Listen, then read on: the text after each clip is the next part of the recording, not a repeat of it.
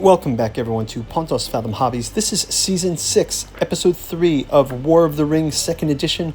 We are playing with the Lords of Middle-earth expansion and the Warriors of Middle-earth expansion. We just wrapped up round number 2 gameplay. We're going to jump into round number 3. Thank you for joining.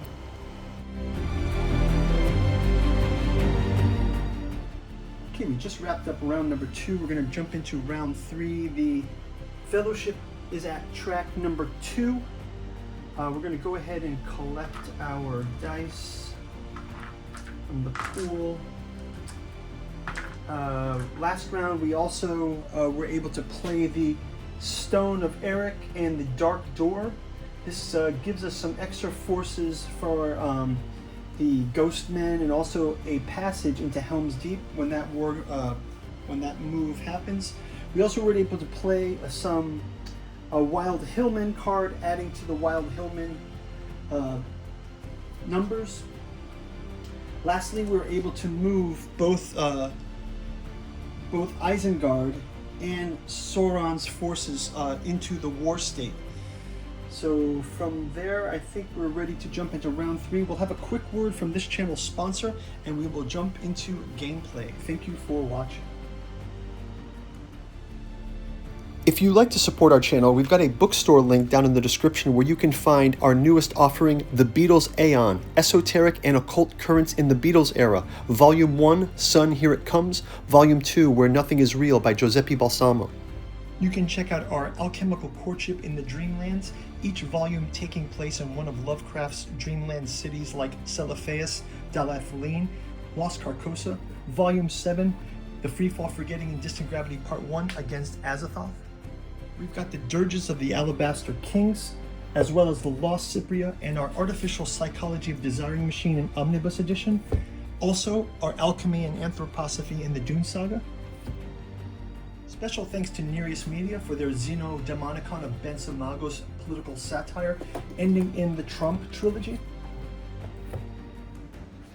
And finally, the 6 volumes of the Catu Journals out of Lovecraft's Providence by August Moldenhauer and Giuseppe Balsamo, also available in an omnibus edition. Now back to our program. Okay, so let's go ahead and put a eye here into the hunt pile. Go ahead and grab our cards. We've got the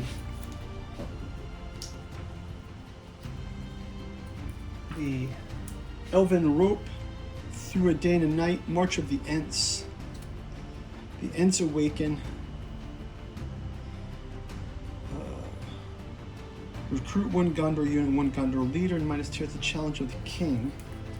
And similarly, we'll get to Olaghai, Death to the Forgoil, and the Palantir of Orthanc. Okay, let's go ahead and do our die roll.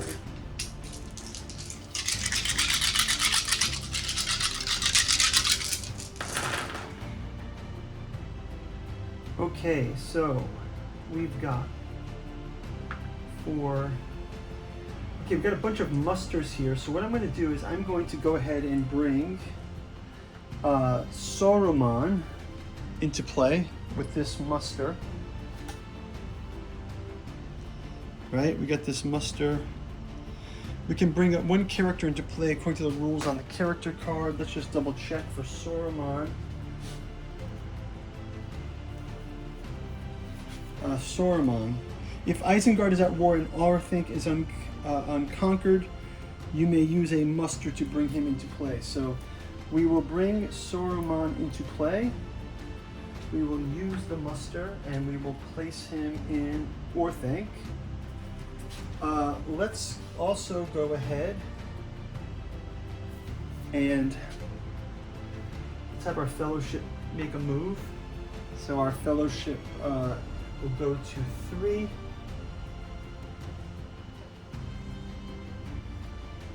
And we will roll a test with the 1 die. Okay, and 2, they are safe from the eye. Back to another muster, and let's bring another shadow player into play, because Saruman and Orthanc are at war. So why don't we bring, I want to see if it matters for Elrond. We can bring if Sauron or the elves are at war. Okay, yep. So it doesn't matter who is on this side. So let's go ahead and bring in the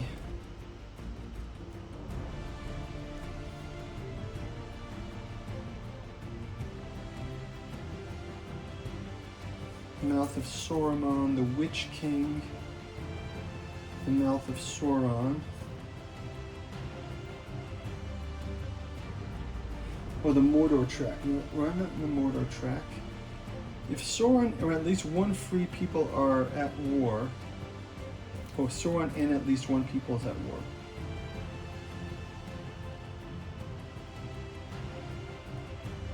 Oh, we can bring in Gothmog. Gothmog can come into play. So we'll play one mustering card for Gothmog to come into play. Again, let's grab the instruction here. The Lords of Middle-earth, and Gothmog is this character, and we will place him in Minas Morgul. Minas Morgul. So now we've got Gothmog here. Here's his photo. So we've added Saruman and Gothmog to the board. Let's go ahead now and do the same with our. Let's activate Galadriel. If Sauron or the elves are at war and Lorien is unconquered, you may use a muster, or use this in place of a muster, to bring Lady Galadriel into play. So now that Lady Galadriel has come into play. There, we got paint through videos for all of these. And then let's go back to our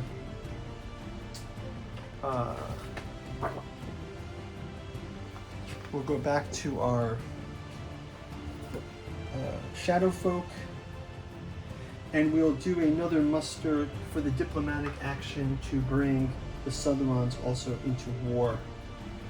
And we go back to our Will of the People. We're going to use it as a muster as well, and we can play Will of the West here. We will bring Elrond into play. So Lord Elrond is now in play. He's in Rivendell. Lord Elrond. Okay, back to our shadow player. They can do an army move. So for army, they can play an event card. Army event card. Let's see what they can do here.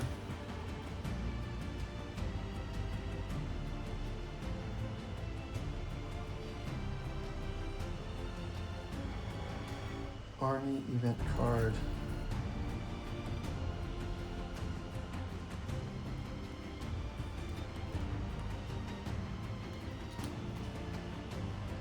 Okay, the Great Fleet, we're going to bring the Corsairs into Umbar, so they are going to be closer to activation.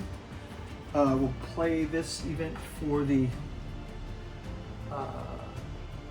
play one event card from your hand regardless of its type. So let's go ahead and see March of the Ents. Take an Ent figure from the Entwood to match the Ents.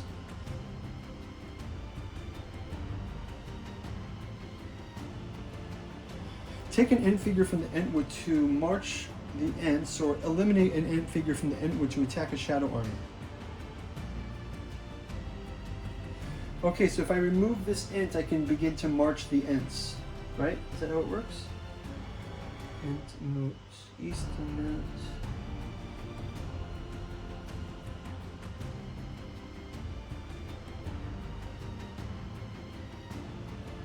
Okay, yeah, we can do that. March of the Ents. So we can activate our Ents now. So we'll just see this Ent figure here as well. Leave that here on the table just to remember next round. And then we get a muster for shadow players. Who else can we bring in? The Balrog of Moria. You may use muster action to play the Balrog of Moria. Yeah, let's bring in the Balrog of Moria as well. We'll play a muster for that. The Balrog of Moria.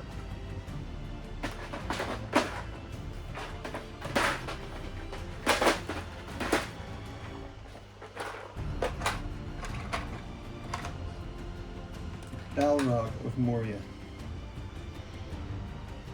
The Balrog can come into play, and that will be here in Moria. Correct?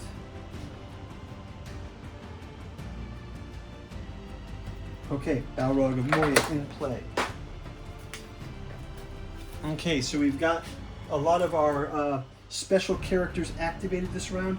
We don't have any victory points changed, so we will see you in the next gameplay. Thank you for watching. Bye-bye.